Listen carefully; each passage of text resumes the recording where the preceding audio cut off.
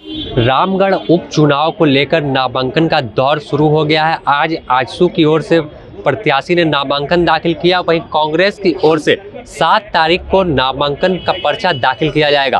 कांग्रेस ने आज अपने प्रत्याशी की घोषणा किया है, जो विधायक ममता देवी, उनके पति बजरंग महतो को ही उम्मीदवार बनाया जाएगा। इस मामले को लेकर लगातार जो है सियासी बयानबाजी तेज है।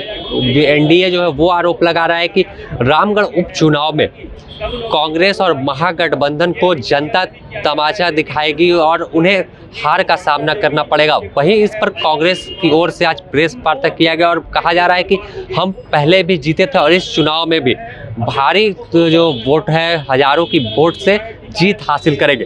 इस मामले पर क्या कुछ कह रहे हैं राजेश ठाकुर और विधायक दल नेता आलमगीर आलम, आप सुनिए। चुनाव जो है हमारे यहाँ जो चुनौती भरा हुआ है और बराबर भारतीय जनता पार्टी या दूसरा पार्टी का भी इसमें नहीं जाता है। वो खुद कह रहे थे, हम देख रहे थे मीडिया में कि जो 4 सीट उपचुनाव जीता है उसमें तो वही लोग था। तो यहाँ जो रामगढ़ के चुनाव में हम ही है, गठबंधन का प्रार्थी जीता होता ममता देवी, किस कारण से गया है, जन आंदोलन मिल गया है, लोकतंत्र तरीके से जनता की आवाज उठाने के लिए वो जेल गई, चलिए वो अलग बात। लेकिन उनका तो कहना है कि उनकी सीट तो वही लोग जीता है, ये भी मेरी सीट थी। तो हम आपको विश्वास दिलाते हैं ये सीट भी जैसे भारतीय जनता पार्टी का जो आया था अभी हाल में बयान, उनका सीट तो लोग जीते, इसमें कोई बड़ी बात नहीं है। इसलिए मुझे लगता है कि लोग सोच भी लिया है ये सीट भी हमारी रही है और ये सीट हम जीतेंगे। जो भी वो भी जानता है, दावा पेश करना, अपनी बात को रखना, ये लोकतंत्र तरीका है। वो अपना पक्ष रखने की काम किया है। जो हम भी दावेदार हैं, हमको भी टिकट मिलना चाहिए, लेकिन जो पार्टी ने निर्णय कर दिया वो निर्णय सर्वमान्य होता है और सभी मानकर चलेगा और कोई डिस्प्यूट नहीं होगा। और ये चुनाव मैंने पहले भी आशावादी हूँ और ये चुनाव हम जीता कर प्रार्थी के रूप में बजरंग महतो जी को दिया गया है, उसका अनाउंस भी हो चुका है और हम सम्मिलित रूप से माननीय मुख्यमंत्री से बात हुई है, हमारे प्रभारी जी से बात हुई है। हम लोग संयुक्त रूप से अभी 8-7 तारीख को नॉमिनेशन हम लोग करने जा रहे हैं। उसमें हमारे सभी जो संगठन के नेता है, उनका नेता भी हमारे साथ रहेंगे, हमारे प्रभारी जी रहेंगे, हम लोग तो रहेंगे। छात्रों का आक्रोश था, उन्होंने जरूर ऐसी बातें कही थी, लेकिन हमें ये लगता है कि ये आक्रोश जाहिर करने का एक तरीका हो सकता है। छात्रों के प्रति सरकार पूरी तरह से संवेदनशील है।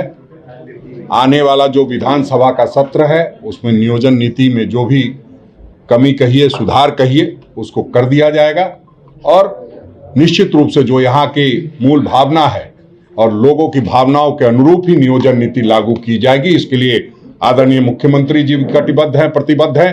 कांग्रेस पार्टी शुरू से इस बात के लिए कटिबद्ध है कि यहाँ के लोगों की मूल भावनाओं का ख्याल रखते हुए नियोजन नीति बने और वो हमने तैयार भी किया था। ठीक है, कई तरह की बातें सामने आती है, क्योंकि आपने देखा है कि पिछले रघुवर दास की सरकार में जितनी भी नियुक्तियां हुई कहीं न कहीं कोर्ट के कटघरे में खड़ी होती रही।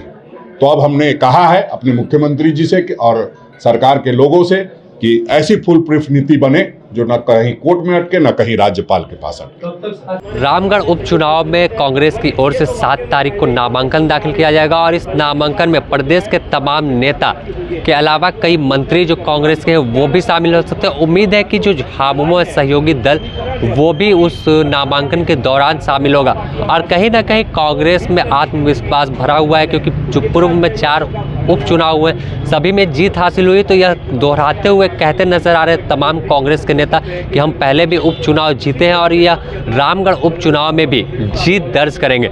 अब देखना होगा कि जो चुनाव का परिणाम क्या कुछ आता है और क्या जनता इस बार कांग्रेस को न चुन किसी और को चुनती है या फिर कांग्रेस पर ही दोबारा से भरोसा जताती है। द न्यूज़ पोस्ट में फिलहाल इतना ही। अपने सहयोगी संतोष कुमार के साथ Sameer, the news post, Ranchi.